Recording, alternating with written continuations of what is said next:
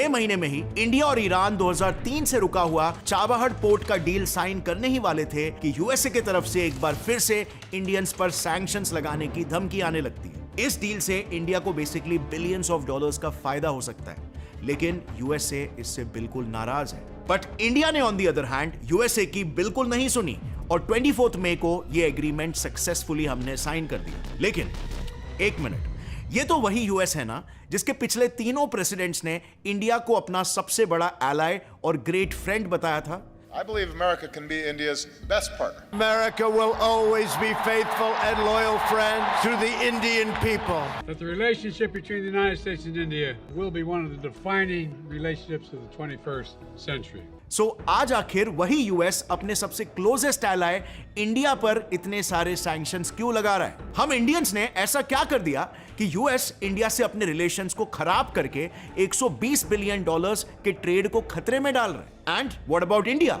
India जिस तरह से इतने एग्रेसिव स्टेप्स ले रहा है, क्या ये फ्यूचर में बैकफायर तो नहीं हो जाएगा? बिल्कुल जैसे ईरान के साथ हुआ।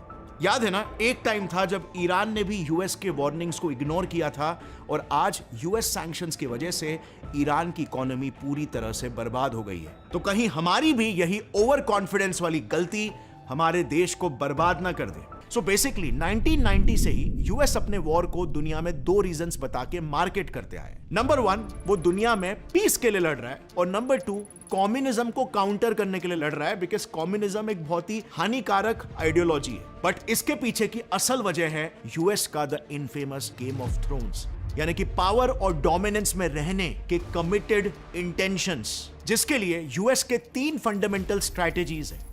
फर्स्ट स्ट्रैटेजी, अगर आप इस वर्ल्ड मैप को ध्यान से देखोगे ना, तो आपको यूएस का माइंडसेट क्लियरली समझ में आ जाएगा कि यूएस कहीं पर भी अचानक से मुंह उठा के ह्यूमैनिटेरियन पर्पस के लिए नहीं पहुंच जाता है। उसके हर मूव के पीछे एक हिडन इंटरेस्ट छुपा होता है। जैसे फॉर एग्जांपल 1900s में जब दुनिया एक नए सदी में एंटर कर रही थी, उस टाइम वेस्टर्न कंट्रीज जैसे यूएस और यूके में इंडस्ट्रियल रेवोल्यूशन की शुरुआत हो चुकी थी। लेकिन इस इंडस्ट्रियल रेवोल्यूशन को चलाने के लिए 2 चीजों की सबसे ज्यादा जरूरत पड़ती है, फ्यूल और रॉ मटेरियल। अब उस वक्त उन्हें रॉ मटेरियल तो उनके दुनिया भर के कॉलोनीज से मिल जा रहा था, लेकिन रॉ मटेरियल को प्रोसेस करने वाले इंडस्ट्रीज का बैकबोन था ऑयल, तेल, जो उनके मोस्ट ऑफ द कॉलोनीज के पास नहीं था। लेकिन इसी दौरान 1908 में ईरान मिडिल ईस्ट का वो पहला देश बना जिसके यहां पर तेल की डिस्कवरी हुई भारी मात्रा में। एंड माइंड यू, उस वक्त सऊदी अरेबिया, यूएई, इराक जैसे देशों में तो तेल अभी तक डिस्कवर ही नहीं हुआ था। इसका रिजल्ट, ईरान इकलौता दुनिया का सबसे बड़ा ऑयल सप्लायर बन गया था, लेकिन सिर्फ नाम का, क्योंकि ईरानियंस ऑयल फील्ड से ऑयल तो निकाल रहे थे, बट ये इसी तेल को ब्रिटिशर्स को एकदम कौड़ियों के दाम में बेच रहे थे। इसका प्रॉफिट सारा ब्रिटिशर्स अर्न कर रहे थे। ईरान का प्रॉफिट शेयर सिर्फ और सिर्फ 14% हुआ करता था, बाकी का 86% प्रॉफिट ब्रिटिशर्स लेकर जाते थे। यानी कि न तेल उनका था, न देश उनका था, लेकिन 86% प्रॉफिट उनका। बेसिकली सेम जैसे वो इंडिया में ईस्ट इंडिया कंपनी के थ्रू सब कुछ लूट रहे थे, वैसे ही वो एंग्लो ईरानियन कंपनीज के थ्रू ईरान को लूट रहे थे। लेकिन फिर 15 मार्च 1951 को ईरान में एक नए प्राइम मिनिस्टर पावर में आते हैं, मोहम्मद मोसाद्देक। पीएम बनते ही उन्होंने ईरान के सारे ऑयल फील्ड्स को नेशनलाइज करके ब्रिटिशर्स को ईरान से बाहर ढकेल दिया, जिस वजह से ईरान को ऑयल का पूरा कंट्रोल मिल गया और ईरान दुनिया में एक पावरफुल नेशन के तौर पर उभरने लग गया। ईरान वो पहला देश बन सकता था जो मिडिल ईस्ट से उभर कर आया हुआ एक सुपर पावर होता। लेकिन फिर यही न्यूली डिस्कवर्ड वेल्थ ने अमेरिका का भी अटेंशन ईरान की ओर अट्रैक्ट किया। और फिर इसके बाद क्या था? अमेरिका ने बिल्कुल वही किया जो वो हमेशा से करते आया है, इंटरवेंशन। बट इस बार ये कोई डायरेक्ट इंटरवेंशन नहीं था। बड़े ही स्मार्टली अमेरिकन CIA और यूके की MI6 ने मिलकर ईरान में एंटी मुसाडेक प्रोपोगेंडा चलाया। मुसाडेक को पब्लिकली ऐसे पोर्ट्रे किया जाने लग गया कि ईरानियन किंग मोहम्मद रजा पहलावी के लिए एक बहुत बड़ा थ्रेट है। इस प्रोपोगेंडा से सिर्फ 2 सालों के अंदर ही मोसाडेक का कू करवा के ईरान में अमेरिकन और ब्रिटेन के पपेट मोहम्मद रजा पहलावी को इंस्टॉल कर दिया गया। और फिर बिल्कुल वही हुआ जो अमेरिका और ब्रिटेन चाहते थे। उसके पावर में आते ही अमेरिकन और ब्रिटिश ऑयल कंपनीज जिसके एक्सॉन, गल्फ ऑयल, मोबिल और स्टैंडर्ड ऑयल ईरान में आके ऑयल एक्सट्रैक्शन से बिलियंस ऑफ डॉलर्स कमाने लग गए। और यही है एग्जैक्टली अमेरिका की फर्स्ट फंडामेंटल स्ट्रैटेजी। पहले एक स्टेबल कंट्री में अनसूटेबल कैंडिडेट को पावर से उठाकर फेंको और वहां अपने एक पपेट को इंस्टॉल करो जहां से आपके हिसाब से लीनियंट लॉज और पॉलिसीज वो बनवाए ताकि आप उनके नेचुरल रिसोर्सेज को एक्सट्रैक्ट करके बिलियंस ऑफ डॉलर्स का प्रॉफिट एंजॉय करो। लेकिन अमेरिका इसके बाद भी ईरान में नहीं रुका, बल्कि उसने अपने सेकेंड स्ट्रैटेजी का इस्तेमाल करना शुरू कर दिया ईरान को और ज्यादा लूटने के लिए। बेसिकली इसके बाद यूएस ने एक कदम और आगे बढ़कर अपने पपेट पहलावी के मन में भी इनसिक्योरिटीज पैदा करना शुरू कर दिया कि जनता उसका भी तख्ता पलट रातों रात कर सकती है, सो उसके पास एक स्ट्रॉन्ग मिलिट्री होने की जरूरत है। अब जब यूएस अगर आपको बोल रहा है कि आपको एक स्ट्रॉन्ग मिलिट्री की जरूरत है तो समझ जाओ कि वो क्या बेचना चाहता है आपको।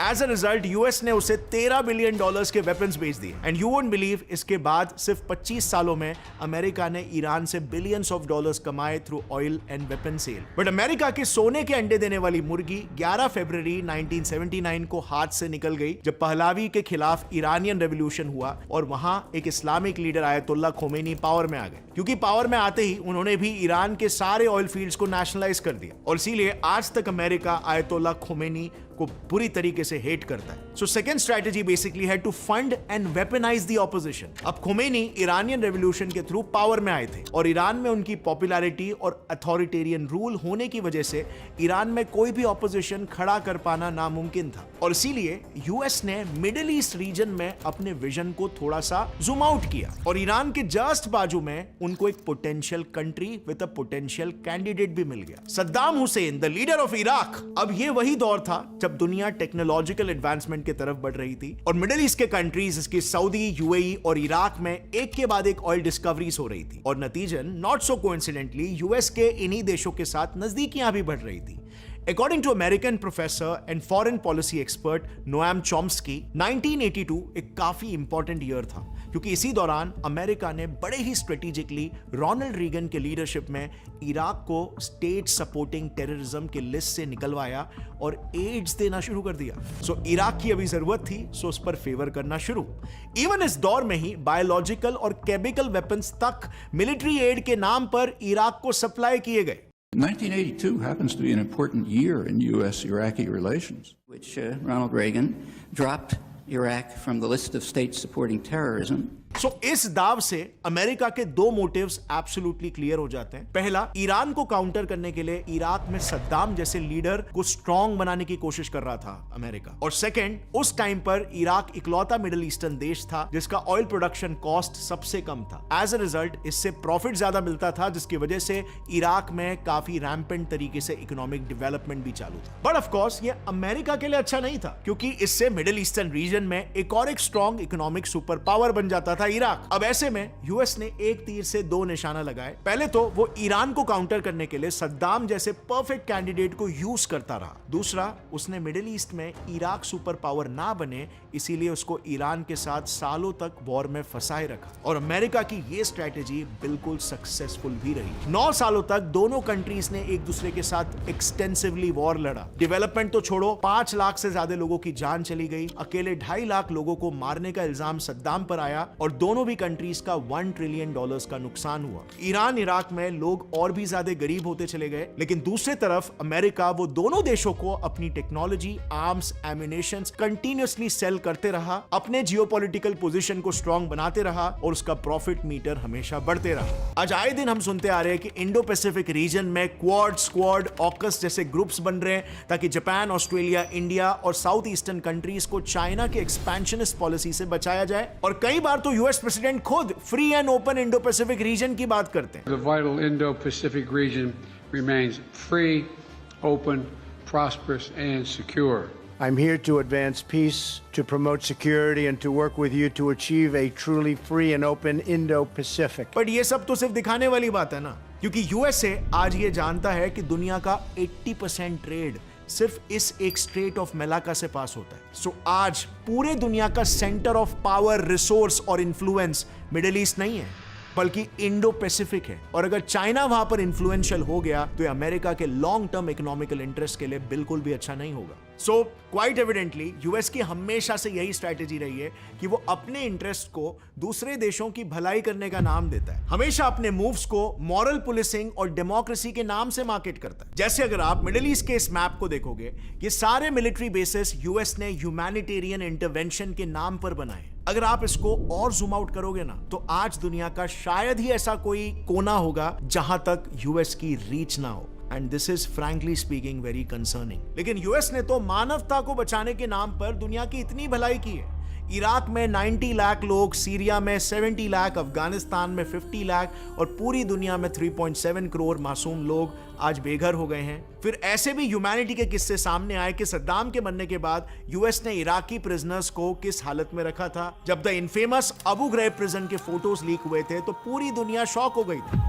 अब इस पे तो एक अलग से पूरा वीडियो ही बन सकता है, लेकिन अभी के लिए मैं आपको कुछ क्लीन इमेजेस दिखा देता हूं, कुछ वेज इमेजेस। अगर आप simple Abu Ghraib prison type भी करोगे तो गूगल पर आपको ऐसे पिक्चर्स मिलेंगे जिसको गूगल ने भी ब्लर करके रखा है, और उसकी स्टोरी भी आप समझ सकते हो कि मामला क्या था अबू ग्राइब प्रिजन के पीछे। And guys, this is the most important reason कि आज दूसरे कंट्रीज, दूसरे सुपर पावर्स जैसे कि इंडिया, ये जान रहे हैं कि अमेरिका कोई पीस और ह्यूमैनिटी का मसीहा नहीं है। वो उसका बस एक पॉजिटिव पीआर है जो दुनिया को दिखाने की कोशिश कर रहा है। बट अंडरनीथ दैट उसके भी इंटेंशंस हर हाल में अपने पावर, अपने थ्रोन को रिटेन करना ही है, और जितना हो सके दूसरे कंट्री से रिसोर्सेज को एक्सप्लॉइट करके अपने जियोपॉलिटिकल पोजीशनिंग को स्ट्रांग बनाना। यही स्ट्रैटेजी आज दूसरे कंट्रीज भी समझ रहे हैं, और इसीलिए वो यूएस का साथ देने के जगह पे वो खुद को एक सुपर पावर बनाने की कोशिश कर रहे हैं, और इसीलिए वो यूएस के हाँ में हामी नहीं भर रहे, बल्कि वो खुलेआम यूएस को डिसोबे कर रहे हैं। कितनी इंटरेस्टिंग चीज है, right?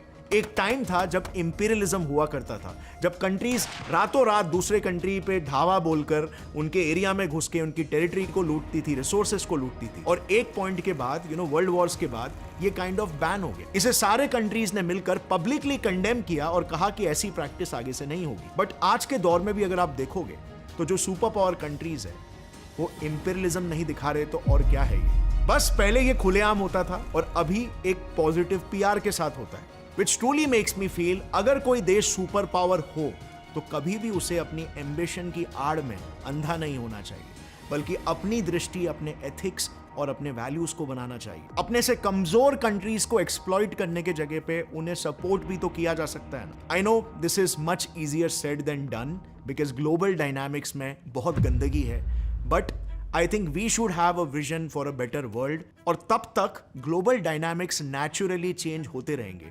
This is just evolution going on all around. एक स्टेबल स्ट्रक्चर की खोज में ग्लोबल डायनामिक्स चेंज होते रहेंगे, न्यू वर्ल्ड ऑर्डर्स क्रिएट होते रहेंगे, and after a point if we have the right vision, एक ऐसी दुनिया जरूर बनेगी जहां पर ऑल्ट्रुइज्म को ज्यादा वेटेज दिया जाएगा over selfishness. I strongly believe कि अगर सुपर पावर्स ने इंडिया के ही वासुदेव कुटुंबकम वाले सिद्धांत को अपना लिया तो आधे से आधे प्रॉब्लम्स ऐसे ही सॉल्व हो जाएंगे। एक फिलोसोफर थे, इटालियन फिलोसोफर कॉल्ड निकोलो मैशियावेली। आपने अगर उनके बारे में पढ़ा होगा तो आपको तो उनकी एक फिलॉसफी थी ये कहते हुए कि अगर आपको पावर में रहना है तो आपको कुछ नेस्टी चीजें करनी पड़ेगी।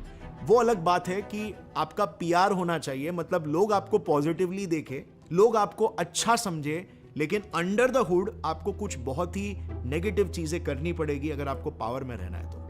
सो एक स्कूल ऑफ थॉट है जो इस चीज को बिलीव करता है, मैशियावेलियन फिलॉसफी जिसको कहते हैं। बट देन इस फिलॉसफी को बहुत से लोगों ने चैलेंज भी किया और उन्होंने कहा कि डेवलपमेंट और ऑल्ट्रुइज्म यानी अच्छाई के बल पर भी एक राजा या एक सुपर पावर में रह सकता है। आप इन दोनों स्कूल ऑफ थॉट में से कौन से स्कूल ऑफ थॉट में बिलीव करते हो? नीचे कमेंट्स में बताना। I would love to know your opinion. मिलते हैं अगले वीडियो में, तब तक के लिए टेक केयर, जय हिंद।